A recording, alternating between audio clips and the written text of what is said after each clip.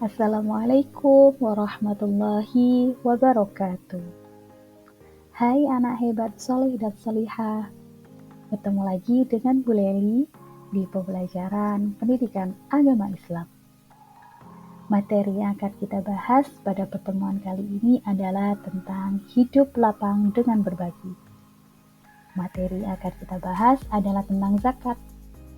Sebelum pembelajaran hari ini kita mulai, mari kita berdoa sebelum belajar terlebih dahulu ya, agar apa yang kita pelajari pada hari ini dapat bermanfaat bagi kita semua. Bismillahirrahmanirrahim.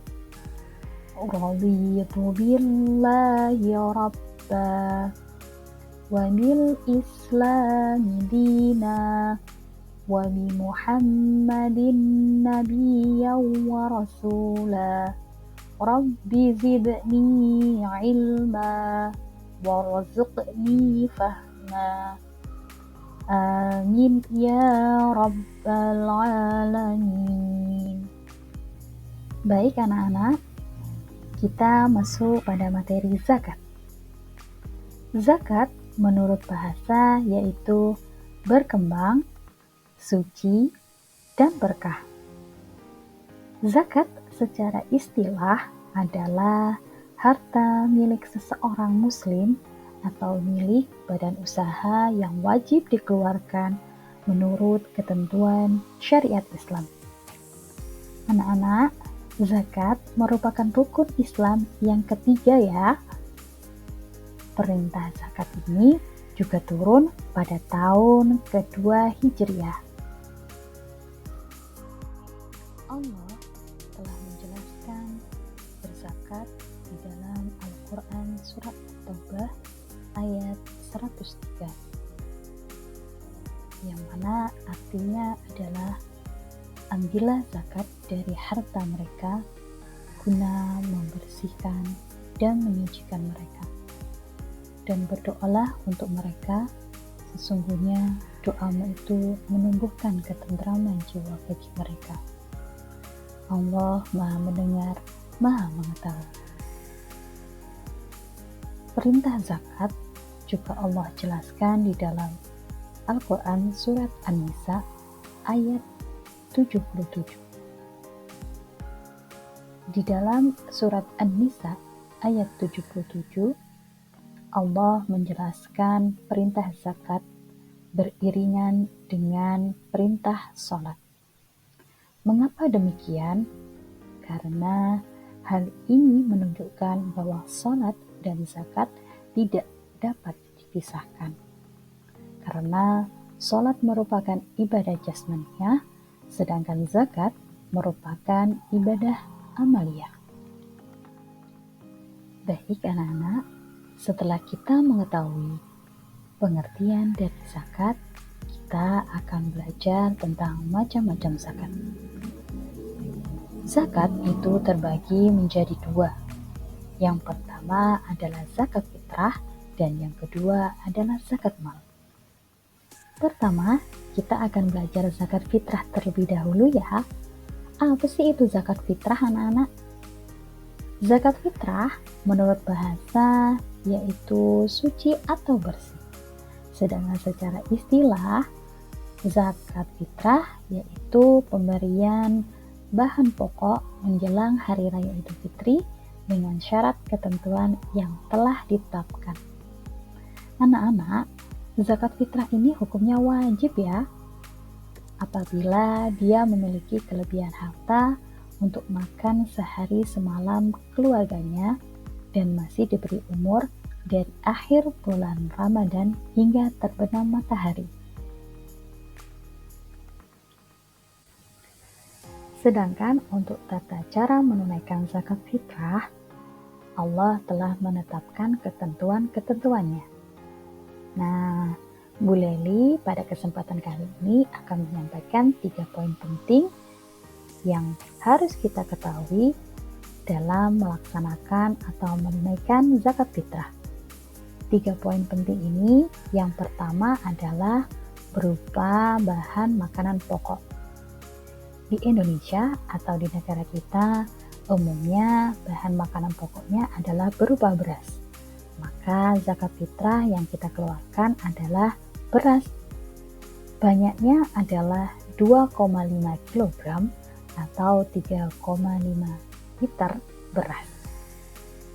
Dan yang kedua, waktu zakat fitrah.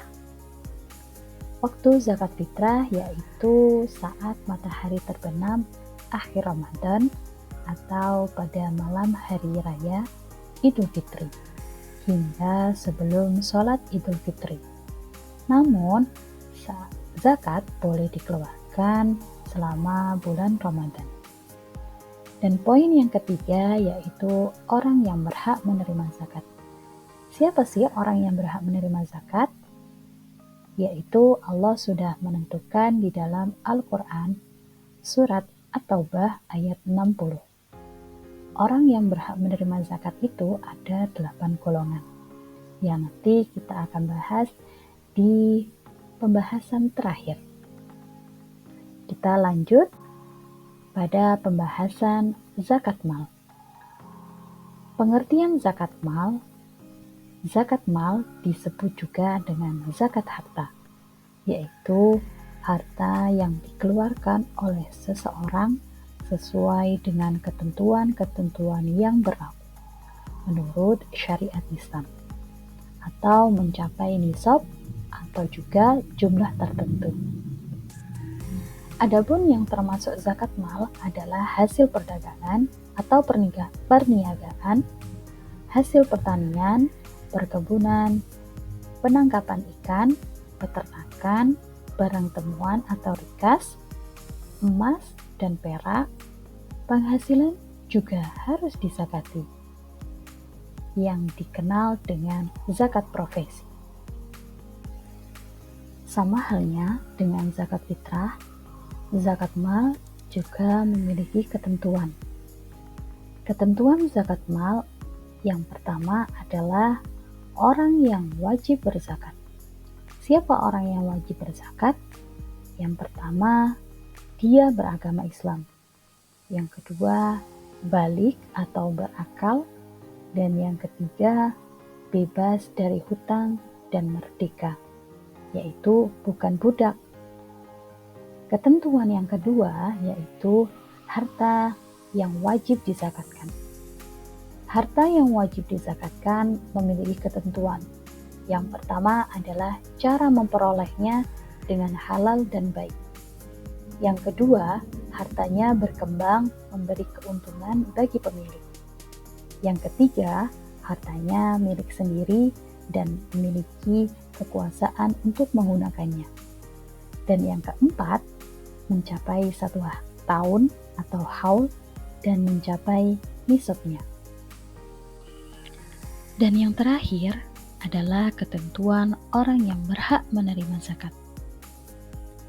Orang yang berhak menerima zakat telah Allah jelaskan di dalam Quran surat At-Taubah ayat 60, di mana golongan orang yang berhak menerima zakat ini Allah bagi menjadi 8 golongan. Golongan yang pertama yakni golongan fakir, ialah seorang yang tidak tercukupi kebutuhan pokoknya atau tidak memiliki harta. Selain itu, ia juga tidak memiliki pekerjaan. Golongan yang kedua yakni golongan orang miskin. Ialah orang yang memiliki harta tetapi tidak mencukupi untuk kebutuhan pokok sehari-hari, untuk dirinya saja ataupun keluarganya. Golongan yang ketiga yakni golongan amil. Siapa sih amil? Amil ialah orang yang ditugaskan pemerintah, ditugaskan lembaga zakat atau imam untuk mengelola dan mendistribusikan zakat. Golongan yang keempat yakni golongan mu'alaf. Siapa mu'alaf? Ialah orang-orang yang baru pertama kali masuk Islam sehingga imannya masih lemah, maka wajib kita zakati. Golongan yang kelima yakni golongan rikob. Rikob ialah usaha memerdekakan hamba sahaya dengan cara membelinya dengan uang zakat. Dalam hal ini, uang zakat dapat digunakan untuk membebaskan dirinya agar merdeka. Golongan yang keenam yakni golongan gharib.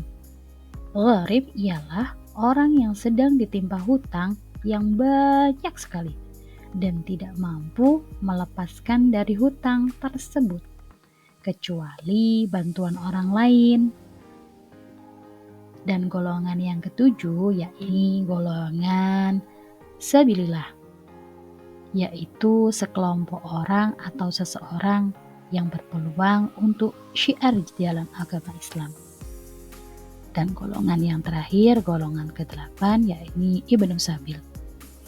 Ibnu Sabil yaitu orang yang sedang dan akan melakukan perjalanan dengan tujuan untuk kebaikan, tetapi dia kekurangan bekal atau biaya dalam perjalanan tersebut. Ketentuan orang yang berhak menerima zakat ini, anak-anak, termasuk di dalam ketentuan zakat fitrah maupun zakat mal. Maka perlu diperhatikan baik dalam zakat mal atau zakat fitrah, kita harus memberikan kepada 8 golongan tersebut. Mungkin cukup sekian yang bisa Bu Leli sampaikan. Apabila ada kurang lebihnya, mohon maaf.